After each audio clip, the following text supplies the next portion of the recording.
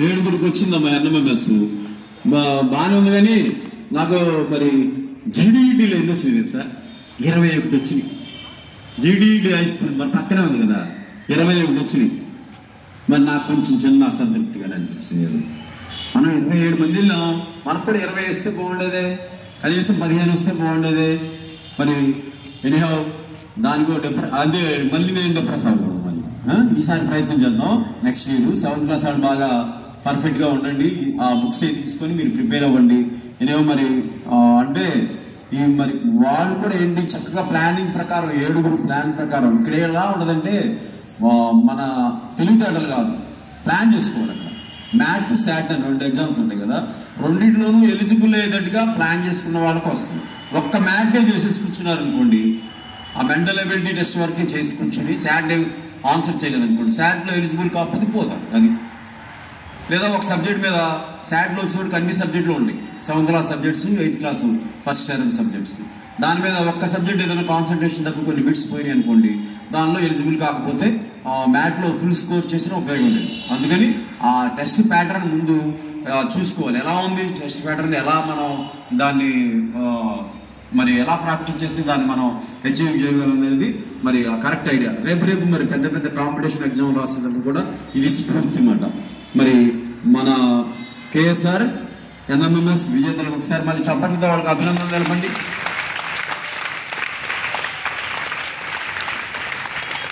ఓకేనా? మరి దీని వెనకాల వేళ కృషి ఉంది, బాగా వేళ కృషి ఉంది. ఎందుకని టీచర్ చెప్తారు పాఠం, కానీ ఎవరైతే దాన్ని గ్రాస్పింగ్ చేయగలరో వాళ్ళే మంచి మార్కులు సాధించుకోగలరు. అర్థమైందా? మరి ప్రభాకర్ సారు, ఇంకా మన పద్మావతి మేడం గారు, ఇంకా ఉషారాణి మేడం గారు, ఇంకా రాజకుమారి మేడం గారు, వీళ్ళందరూ కూడా వీళ్ళు అంటే మిగతా వాళ్ళు చేయలేదు. అందరూ ఎవరి సబ్జెక్ట్ వాళ్ళు అలా చేయబట్టే వాళ్ళు అలా వచ్చారు. మన సమిష్టి కృషి టీచర్స్కి అందరూ దానికి కలిసికట్టుగా చేశారు కాబట్టి వాళ్ళు ఆ విజయం సాధించారు. మరి మీరు కూడా ఆ దృష్టిలో పెట్టుకోండి. చక్కగా మనకి ఇక్కడ ఏంటంటే టైం బౌండ్, అక్కడ నిమిషానికి ఒక బిట్ చేయాలి. టైం అనేది దేవుడు, మన దేవుడు మన విగ్రహం పెట్టుకుని పూజిస్తాం కాదు, టైమే. ఆ టైం కరెక్ట్గా ఎవరైతే టైం సద్వినియోగం చేసుకున్నారో వాళ్ళ జీవితంలో ముందుకెళ్ళగలుగుతారు. మన వెనక్కి ఒకసారి మళ్ళీ 1వ తరగతికి వెళ్ళి మళ్ళీ వెళ్ళగలరా? మీరు 2వ తరగతికి మళ్ళీ వెళ్ళగలరా? వెళ్ళరు కదా. అందుకని ఏ టైంలో చదివేది ఆ టైంలో పర్ఫెక్ట్గా చదవాలి.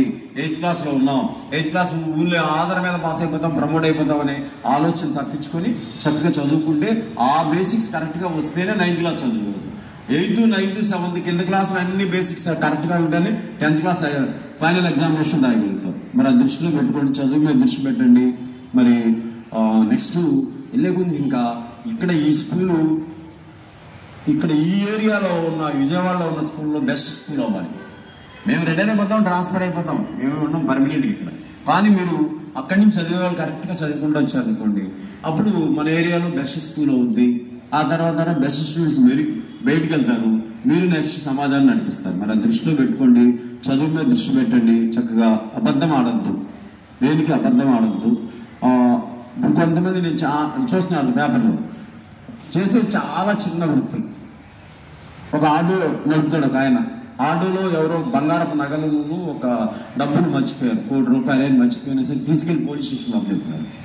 మనమంటే మనం కాదు, సహజంగా సామాన్యమైన వ్యక్తి ఆలోచన ఏమిటి, ఎవరు చూడలేదు కదా, మనం తీసుకెళ్ళిపోదాం, మన ఫ్యామిలీకి ఉపయోగించుకోవచ్చు. కానీ అతను ఎంత నిరుపేదైనా సరే ఆయన నిజాయితీగా తీసుకెళ్ళి ఇచ్చేస్తున్నాడు.